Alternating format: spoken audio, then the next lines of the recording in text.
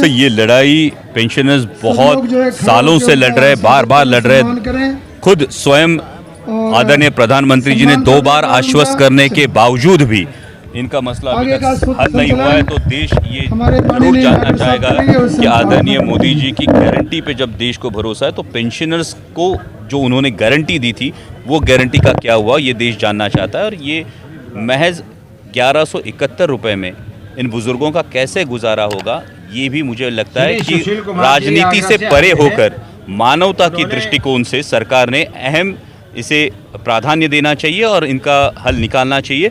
क्योंकि जो देश आज हम बोल रहे हैं अमृतकाल चल रहा है, लेकिन ये अमृतकाल में आने तक इन श्रमिकों की मेहनत पे देश बना है और इन श्रमिकों की इज्जत, बड़े बुजुर्गों की इज्जत सरकार ने करनी चाहिए। सरकार अपने उत्तरदायित्व से भाग नहीं सकती। लेकिन सर बड़ी बात तो ये है कि जिस तरीके से पेंशनर यहाँ पे संघर्ष कर रहे हैं और खुद अपने ही पैसों के लिए संघर्ष करना पड़ रहा है, ये कितनी बड़ी बात है। ये बहुत दुर्भाग्यपूर्ण बात है कि जब चुनिंदा पूंजीपतियों का 25 लाख करोड़ का कर्जा राइट ऑफ कर दिया जाता है तब पेंशनर्स का 9.5 लाख करोड़ सरकार के पास है। अपने ही पैसे पे जो ब्याज आएगा वो उस ब्याज में से इन पेंशनर्स की पूरी मांगे पूर्ण हो सकती है, लेकिन फिर भी सरकार के कानों तक जू नहीं रेंग पाती। तो ये सवाल मन में उठता है कि क्या सरकार सिर्फ चुनिंदा पूंजीपतियों की सुनेगी? सरकार अगर हज़ारों करोड़ G20 के आयोजन में खर्च करेगी, सरकार अगर हज़ारों करोड़ अपने विज्ञापन पे खर्च करेगी, तो इन पेंशनर्स के बारे में सरकार क्यों नहीं मानवता से सोचती है? यही सवाल संसद में भी उठाने की मैं कोशिश करूँगा। लेकिन सर कल सुप्रिया सुले जी भी आए थे, उन्होंने भी आश्वासन दिया, उन्होंने हेमा मालिनी से बातचीत करने की बात करी और वहाँ से पॉजिटिव रिस्पॉन्स भी करने की बात हुई। लेकिन क्या लगता है आपकी और ये आंदोलन कितना दिन चलेगा? यह आंदोलन जल्द से जल्द खत्म हो या इन जो पेंशनर्स हैं इन पेंशनर्स की मांगे पूरी हो, यही हम सबकी कामना है और इसीलिए हम सभी पुरजोर तरीके से एकजुट होकर संसद में इनके लिए आवाज़ उठाएंगे। आदरणीय कमांडर साहब, सिंह साहब, आप सभी मान्यवर, आप सभी बुजुर्ग, आप सभी को मेरा सादर प्रणाम।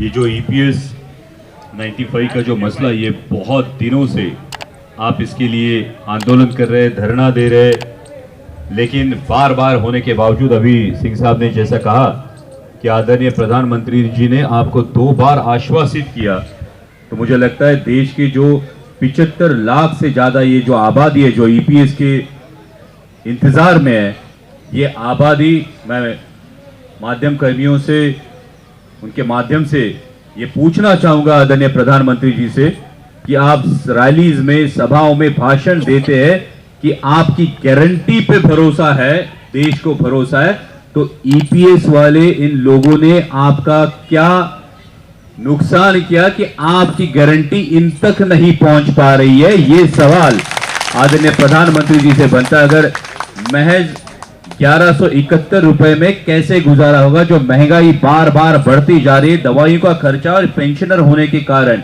इनको कोई भी सरकारी योजना का लाभ नहीं मिल रहा है। ये मुद्दा हमारी फ्लोर लीडर आदरणीय सुप्रिया सुले ने इस सेशन में भी उठाया।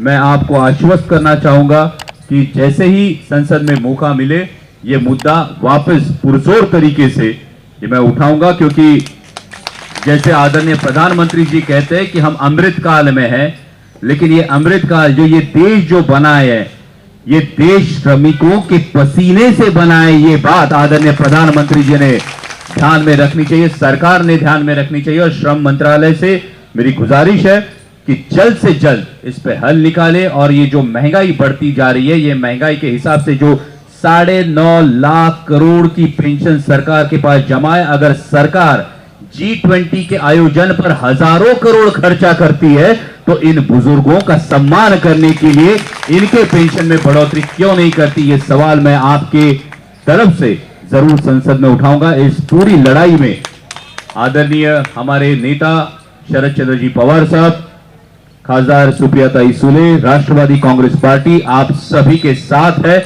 और आपसे कंधे से कंधा मिलाकर आपकी मांगे संसद में रखने का पुरजोर तरीके से प्रयास करूंगा। ये मैं आपको वचन देता हूं। धन्यवाद।